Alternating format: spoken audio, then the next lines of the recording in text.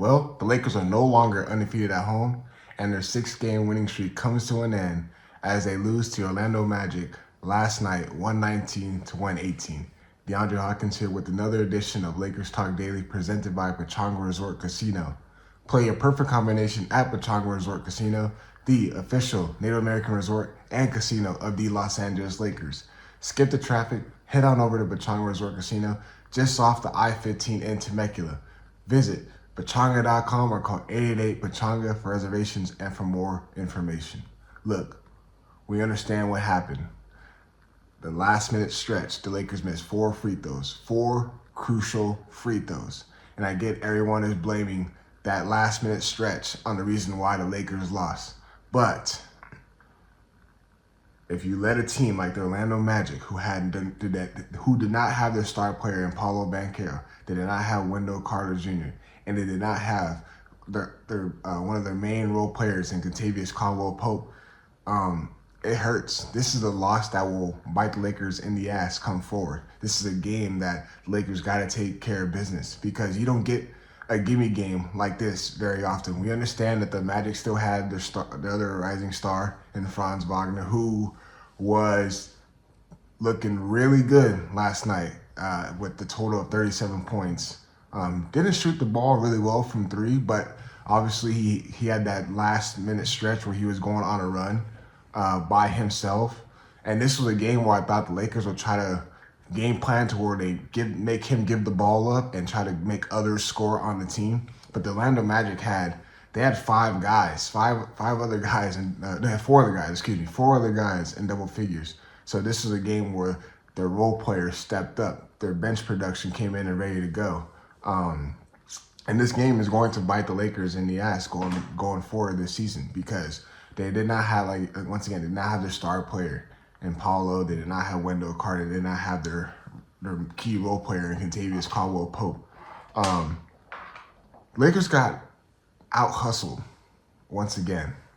The rebounding. Orlando Magic ended up with a total of 15 offensive rebounds. You can't have that. You can't have that. When is someone going to take initiative and box out their man? Everyone is ball watching as soon as the ball went up. You seen it. The Orlando Magic, they crashed 5. They crashed. Everyone crashed the glass. They did not have one guy getting back on defense. That's why the Lakers were able to get out and throw the outlet passes. That's why you seen LeBron get a rebound, throw the ball up ahead the court to Anthony Davis running down the court. The Lakers got out in transition really well because the Orlando Magic did a terrible job of getting back. And the Orlando Magic are one of the better teams in the NBA, the better defensive teams. But that did not look like the case for the Lakers. The Lakers, once again, struggled on defense. They cannot guard anyone in the perimeter. The defense has to get better if they want to have any success going forward. I mean, someone's got to take a stand on defense. There's too many times we see the guards in the perimeter, they get bullied.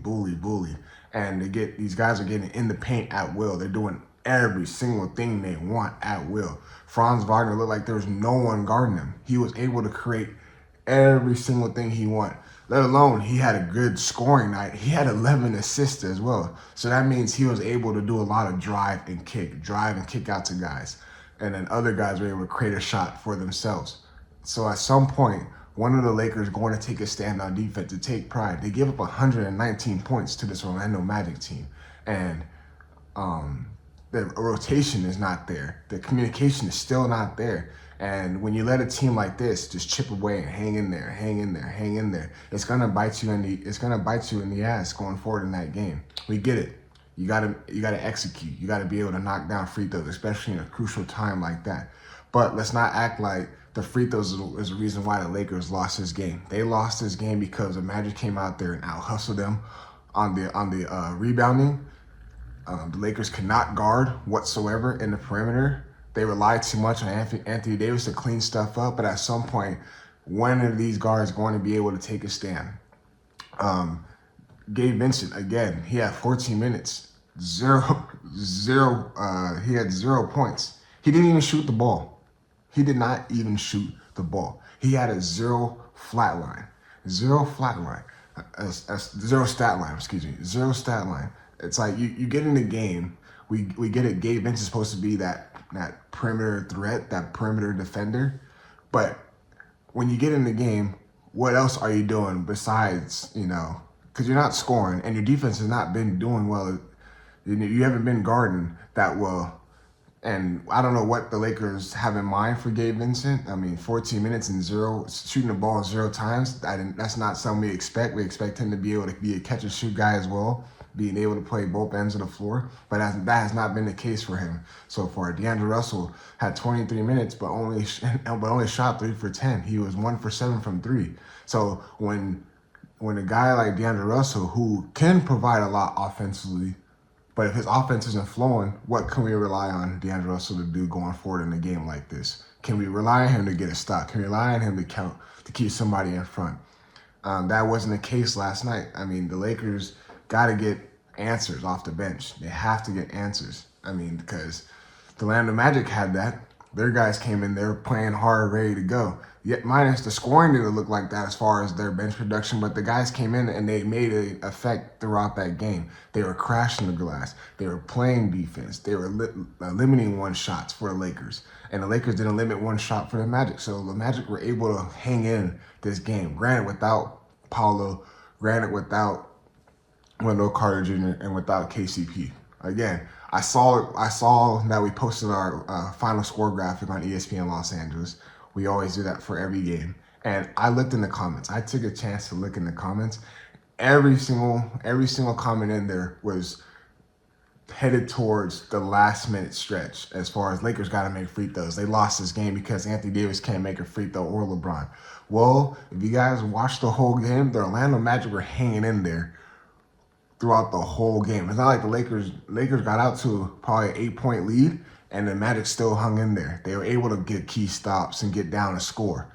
And at some point, these guys got to be able to defend. The Lakers have not been a great perimeter defending team this season. So they got to be able to provide that, because you can't just rely on scoring and try to outscore guys. At some point, you got to be able to get a stop, because if you make 2, you can't give up 2. If you make 3, you can't give up 3.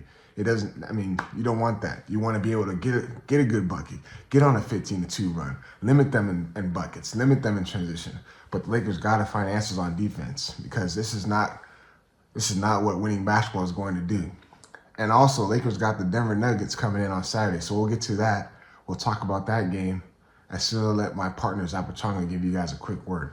At Pechanga Resort Casino, you can rock and roll, sip and slide, twist and shout. Play your perfect combination at Pechanga Resort Casino, official Indian gaming sponsor of the Lakers. Now, how are the Lakers going to respond? They got the Denver Nuggets coming into town tomorrow night. And the Nuggets have been without Jokic, but they still been able to win games without him in the lineup.